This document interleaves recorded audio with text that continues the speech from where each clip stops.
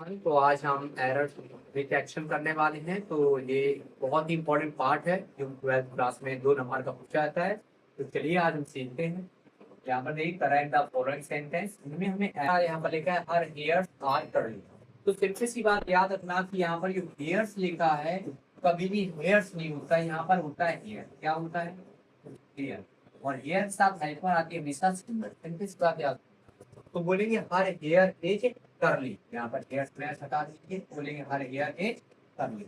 यहाँ पर लिखा है our elders give us many advices. तो यहाँ पर जो एडवाइसेस होता है, तो एडवाइसेस का कभी प्लूरल नहीं होता है। इसमें जो एस लगा है इसको पहले हटा दें। फिर इसके बाद में अगर इसको हमें प्लूरल बनाना है तो बोलेंगे मैनी। क्या बोलेंगे? Many pieces. Many pieces of advice. I hope समझ में आ गया। I have many work to do.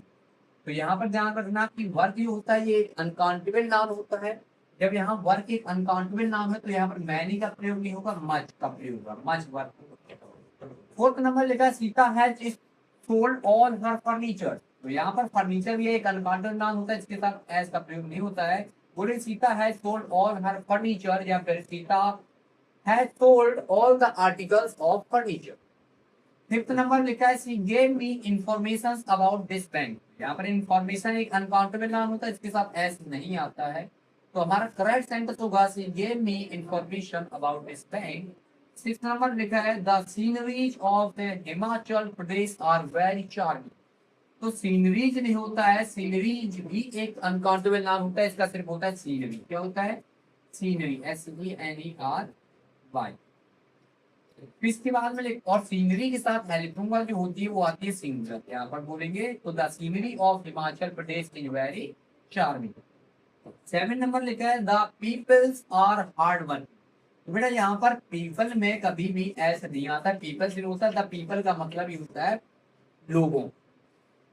फिर यहाँ पर लिखा है द कैटल्स। कैटल्स में भी एड्स नहीं आता है, सिर्फ बोलेंगे the cattle are grazing in the field. और ये मोस्ट इंपॉर्टेंट होता है cattle. I want a paper. बेटा आई वॉन्ट अ पेपर नहीं होता है, ये होता है I want a piece of